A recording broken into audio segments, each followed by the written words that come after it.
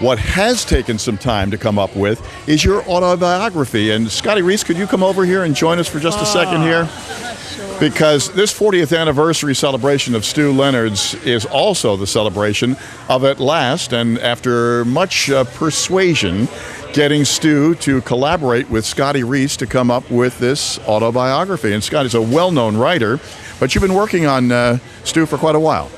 Well, it took him some time to decide that he wanted to write his biography. I think when I first approached him, it was something that he had wanted to do for a long time, but he just wasn't ready.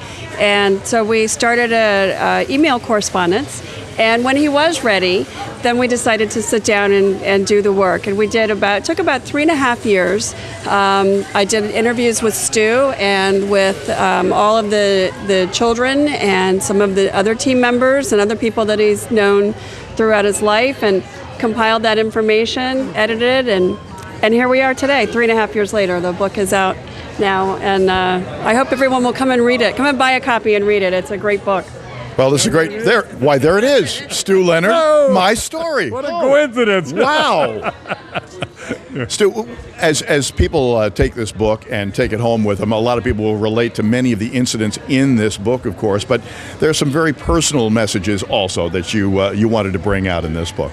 Well, other than the 40th anniversary and other than the fact that I would say that I wanted to leave the whole story for my grandkids. I have 13 grandchildren, my 4 children, and I wanted to write it all down. How I would have loved to have my dad have written a story of his life. We all would, and that was one of the reasons.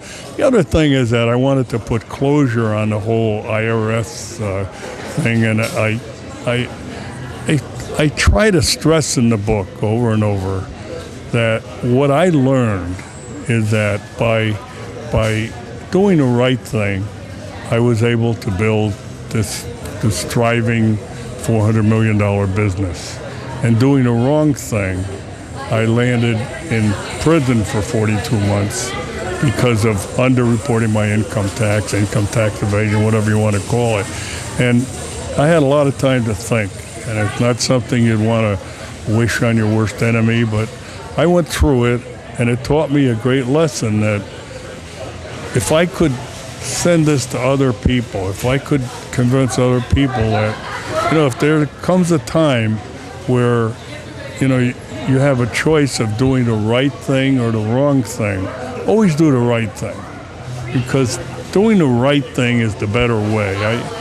I remember recently the story happened to me that the wine buyer came to me and said that our wine supplier had undercharged us $2,400 for a shipment of wine that was reserve wine, but he only charged us for regular wine.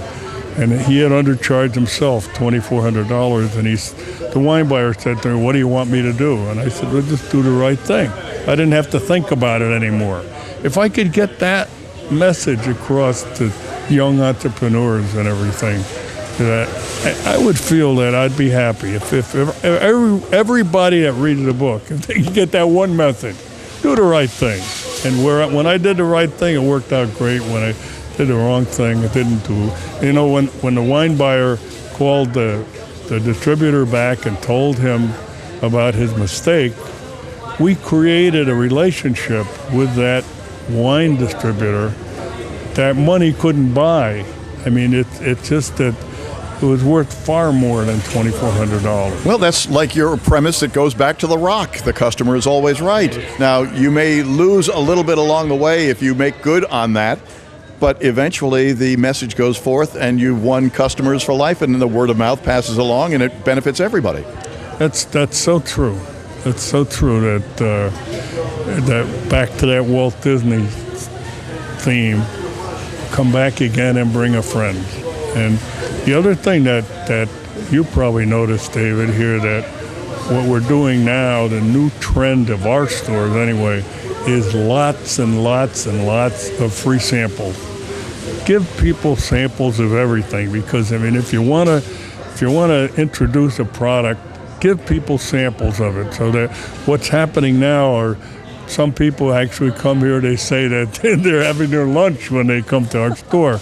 But that's the new trend now, and other stores are starting to do the same thing, that the people at first thought I was crazy, but I think that's another whole movement that you'll see it happen more and more in business. I know that Costco does it, and I think that you'll see that happen more. There'll be more free Well, they're samples. following on your lead. There's no question about it. You all really were first and foremost in that idea, and obviously it's worked out well for everybody concerned, including those coming by for lunch. Yeah, that's true. Hey, Stu, congratulations. Thank you, Want to wish you You're a good friend 40. Well, we have always been friends, and it's nice to see you, and congratulations on you and Marianne and the rest of the kids and everything. This 40th celebration is just amazing. And this store, the starting place of the whole empire, bigger and better than ever. And congratulations. Well, thank you very much, David. It's been my honor to be with you. Our pleasure, no question about it. And good to see you. Stu Leonard and the 40th anniversary on this 10th day of November for doing it local. Now, this is a man who knows about doing it local. There's no question about it, and always has, as a matter of fact. So, for doingitlocal.com here at this 40th anniversary celebration.